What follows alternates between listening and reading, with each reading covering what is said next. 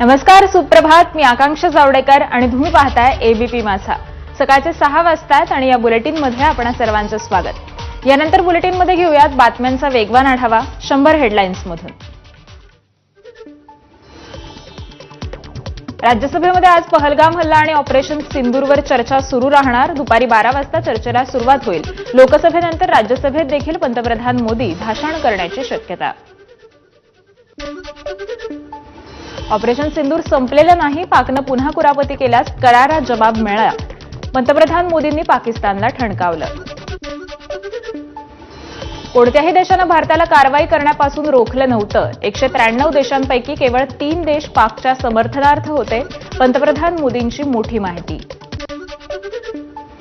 भारताच्या हल्ल्यानं पाक गुडघ्यावर आला. आता हल्ले बस करा अशी याचनाही केली. ऑपरेशन सिंदूरवर बोलताना मोदींनी पाकचा बुरखा फाडला. तर बॉम्बचं उत्तर बॉम्बनेच मिळेल ही भारताची भूमिका असल्याचा मोदींचा इशारा.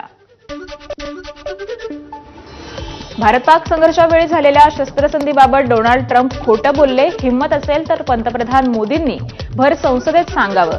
राहुल गांधींचं मोदींना आव्हान. शस्त्रसंधीची घोषणा अमेरिकेचे अध्यक्ष कसे करतात? लोकसभेत प्रियंका गांधींचा मोदींना सवाल. हा केवळ पंतप्रधानांचा बेजबाबदारपणा असल्याचाही प्रियंका गांधींचा हल्लाबोल.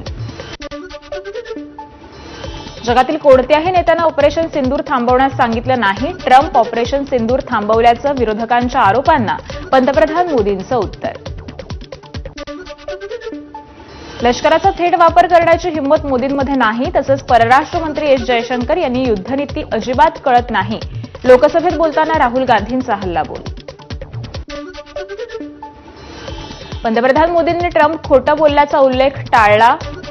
तर मोदी आणि राजनाथ सिंह यांनी चीनचा साधा उल्लेखही केला नाही. राहुल गांधींची माध्यमांना प्रतिक्रिया. तर पाकिस्तानला चीननं मदत केल्याचं सर्व जगाला माहिती आहे असंही म्हटलंय.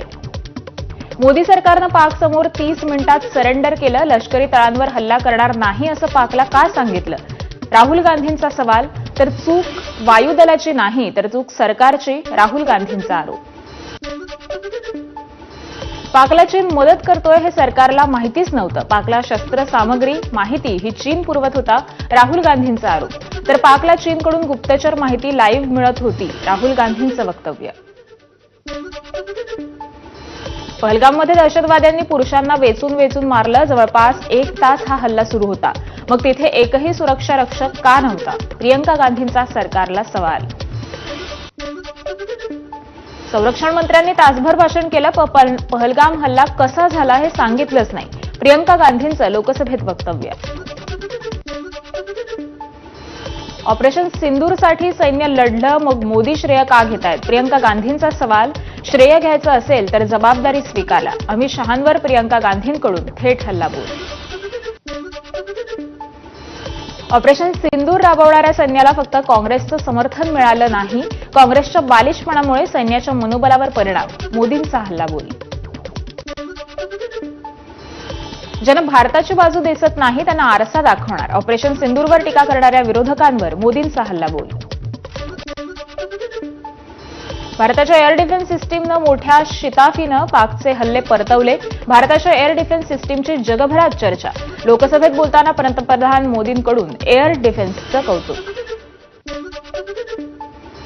सिंधू जलकरार ही नेहरूंची सर्वात मोठी चूक. नेहरूंनी केलेल्या चुका काँग्रेसनं कधी सुधारल्याच नाहीत. पंतप्रधान मोदींचा काँग्रेसवर हल्लाबोल.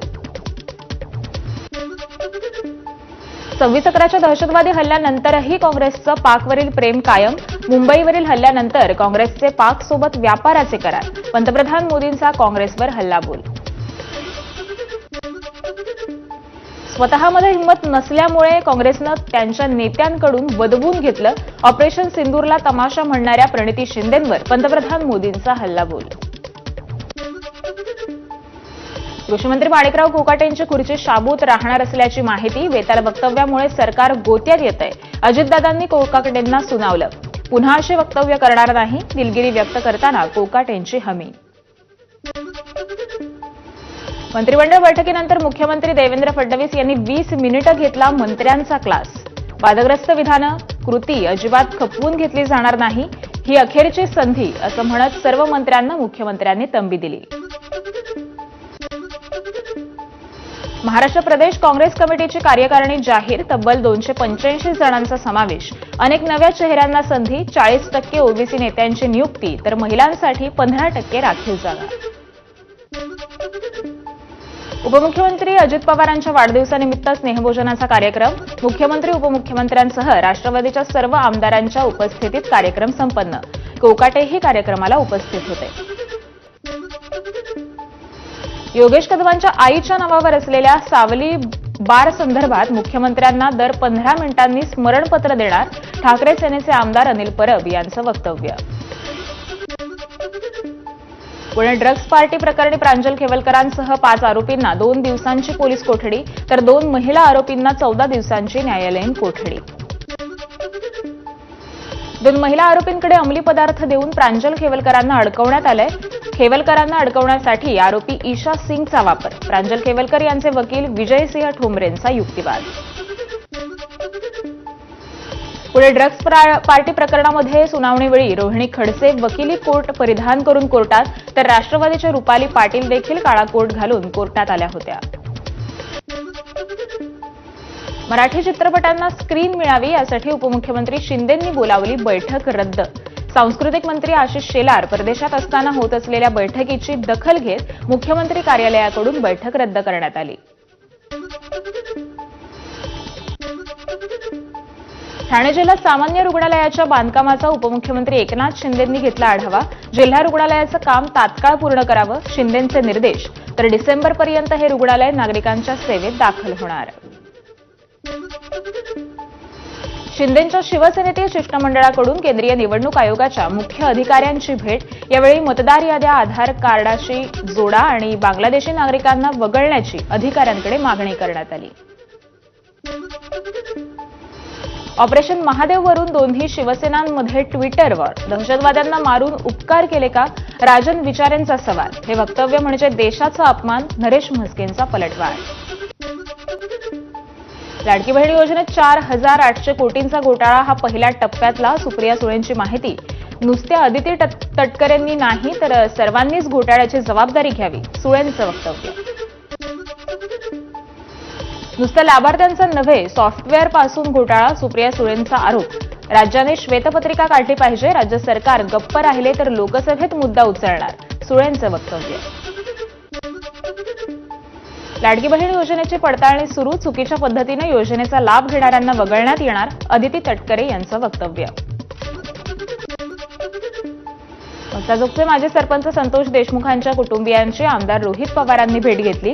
धनंजय देशमुख, वैष्णवी देशमुख आणि ग्रामस्थांशी चर्चा केली. हत्या प्रकरणाची माहितीही घेतली. वाल्मिक कराडला पोलीस व्हीआयपी ट्रीटमेंट देतात, सर्व आरोपींना वेगवेगळ्या जेलमध्ये ठेवायला हवं अशी मागणी ग्रामस्थ करतायत, रोहित पवारांची माहिती. वाल्मिक कराड जेलमधून सूत्र हलवतोय का? रोहित पवारांचा सवाल. करुणा मुंडेंनी महादेव मुंडेंच्या कुटुंबियांची भेट घेतली. महादेव मुंडे हत्या प्रकरणाची करुणा मुंडेंनी ज्ञानेश्वरी मुंडेंकडून माहिती घेतली. विधानसभेत रमी खेळल्यानंतरही कोकाटे राजीनामा देत नाहीत, याचा अर्थ अजित पवारांचं पक्षात काहीही चालत नाही, सरकारमध्ये ते शून्य झालेत, बच्चू कडूंचा हल्लाबोल. यवतमाळमध्ये बच्चू कडूंच्या उपस्थितीमध्ये कर्जमाफीसाठीच्या आंदोलनाची पुढची दिशा ठरली. 9 ऑगस्टला मुख्यमंत्री आणि पंतप्रधानांना काळ्या राख्या बांधणार, तर गणेशोत्सवादरम्यान आंदोलनात फिरता गणपतीही असणार. वसई विरार शहर महानगरपालिकेचे माजी आयुक्त अनिल कुमार पवार यांच्या शासकीय निवासस्थानी ईडीची छापेमारी. वसई विरार परिसरातील डम्पिंग ग्राउंडवर झालेल्या बेकायदेशीर बांधकामं आणि कोट्यवधी रुपयांच्या आर्थिक गैरव्यवहाराशी संबंधित असल्याची माहिती. तब्बल 18 तासांनंतर वसई विरार महापालिकेचे माजी आयुक्त अनिल कुमार पवार यांची ईडी चौकशी पूर्ण. सकाळी 7:30 ते मध्यरात्री 1:30 पर्यंत चौकशी. काही कागदपत्र आणि डाटा देखील ईडीकडून जप्त करण्यात आलाय. वसई विरारचे माजी आयुक्त अनिल कुमार पवार यांच्या 15 मालमत्तांवर ईडीची कारवाई. सटाण्यातील त्यांच्या भावाच्या नावावर असलेल्या मालमत्तेवर देखील ईडीची धाड. सातारा स्थानिक गुन्हे शाखेच्या कारवाईमध्ये 23 गंभीर गुन्ह्यांमध्ये सामील असलेल्या टोळीचा पर्दाफाश. 52 लाखांचे 52 तोळे चोरीला गेलेलं सोनं जप्त करत मुख्य आरोपी अटकेत आहे. सांगली जिल्ह्यातील ज्येष्ठ नेते अण्णासाहेब डांगे यांचा चिमण डांगे आणि विश्वनाथ डांगे या 2 मुलांसह भाजपमध्ये पक्षप्रवेश. आज मुंबईत मुख्यमंत्री फडणवीसांच्या उपस्थितीत होणार पक्षप्रवेश. काँग्रेसचे माजी मंत्री सुरेश वरपुडकर यांचा भाजपमध्ये प्रवेश. भाजप प्रदेशाध्यक्ष रवींद्र चव्हाण आणि महसूल मंत्री चंद्रशेखर बावनकुळे यांच्या उपस्थितीत प्रवेश संपन्न. परभणीत सुरेश वरपुडकरांच्या भाजप प्रवेशानंतर हर्षवर्धन सपकाळांनी घेतली काँग्रेस नेत्यांची बैठक. नवीन जिल्हाध्यक्ष नेमण्यासाठी जिल्ह्यात निरीक्षक पाठवणार असल्याची बैठकीत माहिती. सिंधुदुर्गात शिंदेंच्या शिवसेनेनं भाजपच्या नेत्यांना प्रलोभनं देत आपल्या पक्षात घेतलं. यावर भाजपकडे आलेले कार्यकर्ते हे त्यांनी रसद पुरवल्यामुळे आले होते. हे त्यांचे कार्यकर्ते नव्हते. वैभव नाईकांची भाजपवर टीका. महाराष्ट्र राज्य सहकारी संघाच्या निवडणुकीमध्ये प्रवीण दरेकरांच्या पॅनलचा 21 पैकी 20 जागांवर दणदणीत विजय. या प्रसंगी राज्याचे मुख्यमंत्री आणि दोन्ही उपमुख्यमंत्र्यांचं दरेकरांनी आभार मानलेत. मंत्री पंकजा मुंडेंची धाकटी बहीण यशस्वी मुंडे यांची वैद्यनाथ बँकेच्या निवडणुकीतून माघार. संचालक मंडळाच्या निर्णयानुसार माघार. माजी खासदार प्रणिती मुंडे नेतृत्व करणार. आगामी मुंबई महापालिका निवडणुकीसाठी शरदचंद्र पवार पक्षाकडून तयारी सुरू. प्रदेशाध्यक्ष शशिकांत शिंदेंनी बोलावली बैठक. पक्षाची सद्यस्थिती आणि निवडणुकीच्या तयारीबाबत चर्चा होणार. रुग्णांना नवजीवन देण्यासाठी राज्यभरात अवयव दान या ही चळवळ राबवा. आरोग्यमंत्री प्रकाश आंबेडकर यांचे निर्देश. 3 ते 15 ऑगस्ट दरम्यान अवयव दान चळवळ राबवण्यात येणार. राज्यातील बंद पडलेल्या किंवा कालबाह्य झालेल्या गौण खनिज खाणींच्या सुरक्षिततेसाठी आणि पुनर्वसनासाठी तरतूद. खाणींमुळे होणारे अपघात रोखण्यासाठी महसूल विभागानं कठोर नियम लागू केलेत. याबाबतचा शासन निर्णयही जारी. कृत्रिम वाळू धोरण अंमलबजावणीची कार्यपद्धती निश्चित. महसूल विभागाचा शासन निर्णय जारी. तर नद्यांमधून वाळूचं उत्खनन पूर्णपणे थांबवण्याचा प्रयत्न. महसूल मंत्री चंद्रशेखर बावनकुळेंचं मत. मुंबईतील बीडीडी चाळ पुनर्विकास प्रकल्पाच्या पहिल्या टप्प्याचं काम अखेर पूर्ण. आमदार आदित्य ठाकरेंकडून बीडीडी चाळ पुनर्विकास प्रकल्पाची पाहणी. गोंदिया जिल्ह्यात पेशा कायदा लागू व्हावा आणि आदिवासी जिल्ह्याचा दर्जा मिळावा यासाठी प्रयत्न करणार. आमदार राजू तोडसाम यांचं वक्तव्य. एबीपी माझाच्या बातमीचा इम्पॅक्ट. भौतिक सुविधा न देणाऱ्या फार्मसी महाविद्यालयांवर कारवाई करणार. तंत्रशिक्षण विभाग सहसंघचालकांच्या बैठकीत हा निर्णय घेण्यात आला. अशा महाविद्यालयांची यादी वेबसाईटवर प्रसारित करणार.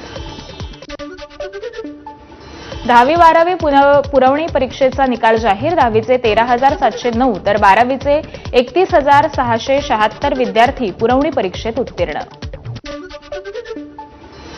महाराष्ट्र लोकसेवा आयोगातर्फे गट ब अराजपत्रिका सेवा संयुक्त पूर्व परीक्षेची जाहिरात प्रसिद्ध. 282 पदांसाठी भरती प्रक्रिया राबवणार. 9 नोव्हेंबरला राज्यातील 37 जिल्हा केंद्रांवर परीक्षा होणार. आता मुंबई विद्यापीठातून विद्यार्थ्यांना एकाच वेळी 2 पदव्या मिळवता येणार. या उपक्रमासाठी विद्यापीठाचा सिंधुदुर्गातील 2 महाविद्यालयांसोबत करार. सावंतवाडीतील पंचम खेमराज महाविद्यालयाचा समावेश. महाराष्ट्र गोवा वकील परिषदेला अकादमी स्थापन करण्यासाठी कळव्यातील 1 हेक्टर जमीन देण्याचा राज्य मंत्रिमंडळाचा निर्णय. महाराष्ट्र आणि गोव्यातील वकिलांसाठी विविध उपक्रम शिबिरही राबवणार. पिंपरी चिंचवडमध्ये जिल्हा आणि अतिरिक्त सत्र न्यायालय तसंच वरिष्ठ स्तर दिवाणी न्यायालय स्थापन करणार. राज्य मंत्रिमंडळाचा ऐतिहासिक निर्णय. ठाणे शहरात सध्या 300हून अधिक अनधिकृत बांधकामं सुरू आहेत. कारवाईबाबत कोर्टानं आदेश देऊनही अनधिकृत बांधकामांना पाठीशी घालणारा आका कोण? काँग्रेस जिल्हाध्यक्ष विक्रांत चव्हाण यांचा सवाल. धोकादायक स्थितीतील उपकर प्राप्त इमारतींचा ताबा घेण्यासाठी म्हाडा अधिकाऱ्यांची नोटीस. अशा 935 नोटिसा हायकोर्टानं बेकायदा ठरवल्या. चौकशीसाठी निवृत्त न्यायमूर्तींच्या अध्यक्षतेखाली समितीची स्थापना. आदिवासी भागात कुपोषणामुळे होणाऱ्या बालकांच्या मृत्यूबाबत उच्च न्यायालयाकडून चिंता व्यक्त. कुपोषणाच्या समस्येची सद्यस्थिती काय, कोर्टाची सरकारला विचारणा, तर उपाययोजनांचा तपशील सादर करण्याचे निर्देश. राज्य परिवहन महामंडळाच्या वतीनं यंदा गणेशोत्सवात 5,000 विशेष बस चालवण्यात येणार. जुन्या मुंबई पुणे महामार्गावरून बस चालवण्याचं नियोजन. पथकरारावरील खर्च हा कमी करण्यासाठी एसटीचा निर्णय. कोकणात जाणाऱ्या गणेश भक्तांसाठी 25 ऑगस्टला शिवसेना एक्सप्रेस चालवणी जाणार. दादर स्थानकावरून गणेश भक्तांसाठी ही मोफत विशेष गाडी सोडली जाणार आहे. आमदार निलेश राणेंची माहिती. एन्काउंटर स्पेशालिस्ट दया नायक यांना अखेर बढती. सहाय्यक पोलीस आयुक्तपदी दया नायक यांची बढती. निवृत्तीच्या 2 दिवस आधी मिळाली बढती. मालेगाव बॉम्बस्फोट प्रकरणी विशेष एनआयए कोर्ट गुरुवारी निकाल देणार. साध्वी प्रज्ञासिंह ठाकूर यांच्यासह 6 जणांवर आरोप. या स्फोटामध्ये 6 जणांचा मृत्यू तर 100हून अधिक जण जखमी झाले होते. अभिनेता सुशांत सिंह राजपूत मृत्यू प्रकरणी अभिनेत्री रिया चक्रवर्तीनं दाखल केलेल्या तक्रारीचा तपास बंद करण्याबाबत सीबीआयचा अहवाल. अहवालावर भूमिका स्पष्ट करण्यासाठी कोर्टाची रिया चक्रवर्तीला नोटीस. नागपुरातील बारमध्ये बसून शासकीय दस्तावेज आणि फाईलवर सही केल्याचं प्रकरण. गडचिरोलीतील सार्वजनिक बांधकाम विभागाचे चारमुशी येथील उपविभागीय अभियंता देवानंद सोनटक्के यांचं निलंबन. जय जवान गोविंदा पथक नाराज. प्रताप सरनाईक यांच्या प्रो गोविंदा स्पर्धेत सहभागी न करून घेतल्यामुळे व्यक्त केली नाराजी. आयोजकांनी राजकारण करून आम्हाला बाहेर काढल्याचा आरोप. प्रो गोविंदा सीझन 3 ची निवड प्रक्रिया पारदर्शकच. जय जवान पथक आरोपात तथ्य नसल्याचं प्रो लीगचे अध्यक्षांची प्रतिक्रिया. राजकारणावरून संघाला जाणीवपूर्वक बाग केल्याचा होता जय जवान गोविंदा पथकाचा आरोप. नांदणी मठाच्या महादेवी अत्तणीला निरोप देताना झालेल्या तोडफोड प्रकरणी 100हून अधिक जणांवर गुन्हा दाखल. राजू शेट्टींचे स्वीय सहाय्यक स्वस्तिक पाटील आणि सहकारी सागर शंभू शेटे यांच्यावर देखील गुन्हा दाखल. राज्यातील पीक विमा योजनेकडे शेतकऱ्यांची पाठ. आतापर्यंत केवळ 20 ते 22% शेतकऱ्यांनीच भरलाय पीक विमा. पीक विमा भरण्याविरोधात परभणीत शेतकऱ्यांची चळवळ. बारामती शहरामध्ये सकाळी 7 ते रात्री 9 वाजेपर्यंत अवजड वाहनांना बंदी. अपघाताचं प्रमाण वाढल्यामुळे प्रशासनाचा निर्णय. क्षमतेपेक्षा अधिक मालाची वाहतूक करणाऱ्या वाहनांवर कारवाई सुरू. यवतमाळचे प्रभारी जिल्हाधिकारी अनिल खंडागळेंच्या कक्षामध्ये रेमंड अधिकारी, बच्चू कडू आणि कामगारांमध्ये झालेली बैठक निष्फळ. 6 कर्मचाऱ्यांचं निलंबन मागे घेण्यात यावं यासह इतर मागण्यांसाठी गेल्या 9 दिवसांपासून संप सुरू आहे. आणि यासोबतच